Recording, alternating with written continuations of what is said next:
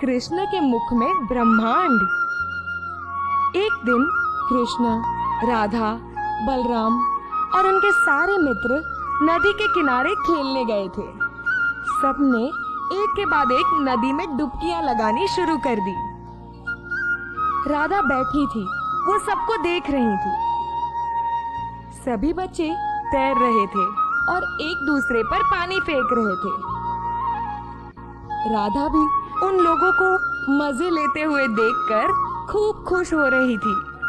उन्होंने राधा पर पानी उड़ाया। राधा भीग गई और गुस्से में आ गई। कृष्ण पानी में से बाहर आए जिससे वो राधा का गुस्सा दूर कर सके। राधे, गुस्सा क्यों होती हो?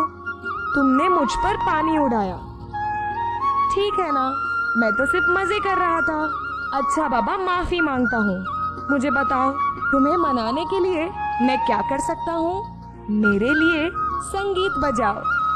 कृष्ण ने अपनी बांसुरी निकाली और उसे बजाने लगे।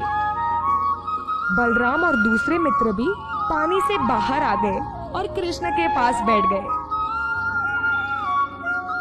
सभी संगीत के मजे ले रहे थे। थोड़ी देर बाद, चलो ना कृष्ण, अब खेलते हैं। पर क्या खेलेंगे? मैं तुम्हें एक नया खेल बताती हूँ।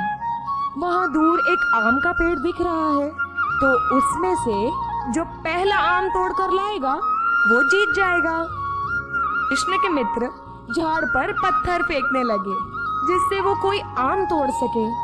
बलराम ने भी वही करना शुरू कर दिया, पर कृष्ण ने अपनी बैंचकी उठाई, निशाना साधा और आम तोड़ दिया। कृष्ण का निशाना एकदम सही जगह पर लगा। वो पत्थर से आम गिर गया।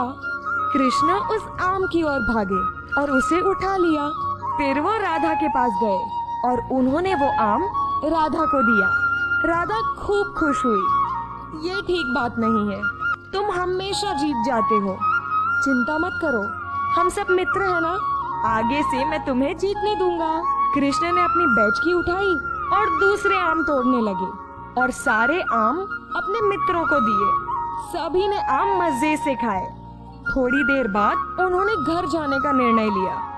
घर की ओर चलते समय वो अचानक ही रुक गए और झुके और नीचे से मिट्टी उठाई। मिट्टी उठाकर उन्होंने सारी मिट्टी अपने मुंह में भर ली। ये देखकर सभी आश्चर्यचकित हो गए।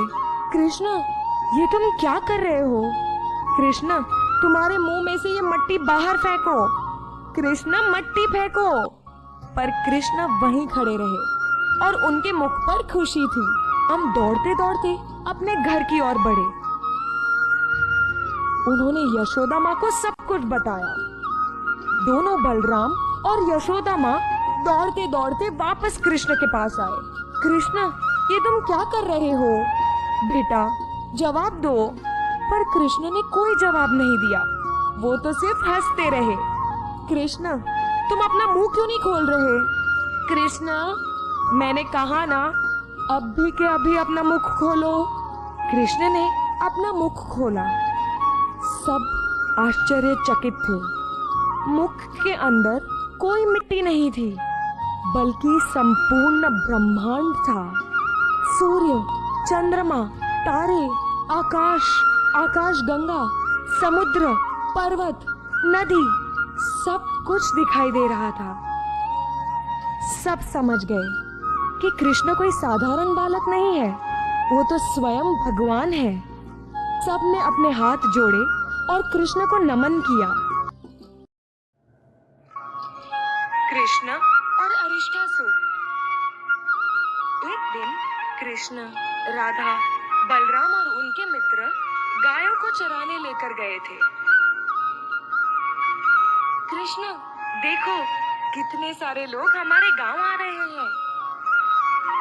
हाँ राधा, ये सभी हमारे गांव में होली मनाने आ रहे हैं। हाँ, होली, हम सब खूब मजे करेंगे।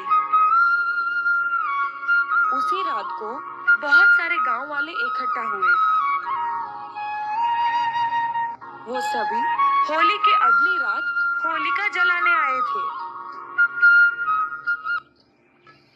कुछ लोग ढोल बजा रहे थे और कुछ महिलाएं नाच रही थी, जबकि कुछ लोग तालियां बजा रहे थे।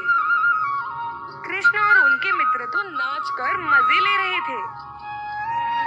सभी अपने प्रियजनों के लिए और उनकी सुरक्षा के लिए प्रार्थना करने लगे। दूसरे दिन गांव में उत्साह और रंगों भरा माहौल बन गया था।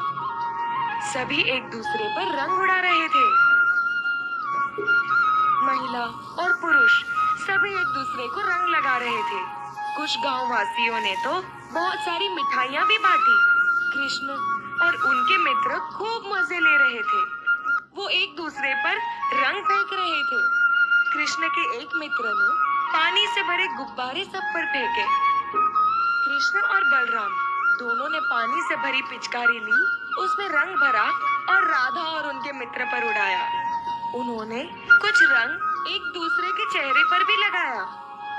यशोदा माँ ने कुछ मिठाइयाँ कृष्ण और उनके मित्रों को भी दी। सभी ने वो मिठाइयाँ भी खाईं। संपूर्ण गांव उत्साह और आनंद से भर चुका था। पर तभी ही अचानक कुछ लोगों के चिल्लाने की आवाज आई। बचाओ, हमें बचाओ! लोग यहाँ वहाँ भाग रहे थे। क्या हुआ? सब इतने घबराए क्यों हैं? और ये सब भाग क्यों रहे हैं? क्या बताएं? एक बड़ा मोटा सांड हमारे गांव की ओर भागता चला आ रहा है और उसके रास्ते में जो कुछ भी आ रहा है वो उसे नष्ट कर रहा है। जब उन्होंने देखा तो एक बड़ा मोटा सांड गांव की ओर भागता हुआ आ रहा था और अपने रास्ते में आती हुई हर चीज को वो नष्ट कर रहा था। उसने झाड़ों को तोड़ा और कई छोटी छोटी झोपड़ियों को भी तहस नहस कर दिया था। उसने गायों को डराकर वहां से भगा दिया था और कितनी सारी बैलगाड़ियों को तोड़ दिया था। कृष्ण, तुम्हें कुछ करना ही होगा। तुम्हें हमारे गांव को बचाना ही होगा। जी माते, उस सांड को तो मैं देख लूंगा। कृष्ण तुरंत ही उस सांड की ओर भागे और उसके रास्ते में जाकर वहीं रुककर खड़े रह गए। कृष्ण ने उस सांड के साथ लड़ाई शुरू कर दी। अंत में उन्होंने उस सांड को अपने सींग से पकड़ा और उसे जमीन पर पछाड़ दिया। जैसे ही वो सांड जमीन पर गिर गया, वहां पे एक तेज प्रकाश आया और प्रकाश से अरिष्टासुर राक्षस बाहर निकला। अरिष्टासुर को कृष्ण के मामा कंस ने कृष्ण को मारने के लिए भेजा था। अरिष्टासुर ने कृष्ण को लड़ने के लिए चेतावनी दी। ओ छोटे बच्चे, आकर मेरे साथ लड़ाई करो, नहीं तो मैं तुम्हें मार दूंगा। कृष्ण वहीं खड़े हंसते रहे और उन्होंने कहा, देख लेंगे कि कौन मरता है और कौन नहीं। दोनों के बीच में एक घमासान युद्ध शुरू हो गया। अरिष्टासुर ने उसकी तलवार निकाली और कृष्ण पर आक्रमण किया, पर कृष्ण ने उसकी तलवार को तोड़ दिया और फिर दोनों अपने हाथों से ही एक दूसरे से लड़ते रहे। अंत में कृष्ण ने अरिष्टासुर को हरा दिया। हे भगवान कृष्ण, मुझे माफ कर दीजिए। मैंने मेरे गुरु भगवान बृहस्पति की बातों का आदर और सम्मान नहीं किया, इसीलिए उन्होंने मुझे श्राप दिया और राक्षस बना दिया। तुम्हारे मामा कंस ने मुझे तुम्हें मारने के लिए यहाँ भेजा था। मुझे माफ कर दीजिए। आगे से मैं तुम्हें कभी भी परेशान नहीं करूँगा। मुझे लगता है कि तुम्हें तुम्हारी गलती का एहसास हो गया है। जाओ, मैं तुम्हें माफ करता हूँ। अरिष्टासुर ने अपना मस्तक कृष्ण के सामने झुकाया और उनकी प्रार्थना की। ये देखकर सभी गांववासी बहुत खुश हो गए।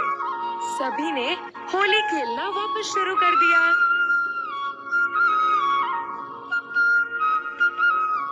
कृष्ण के मुख में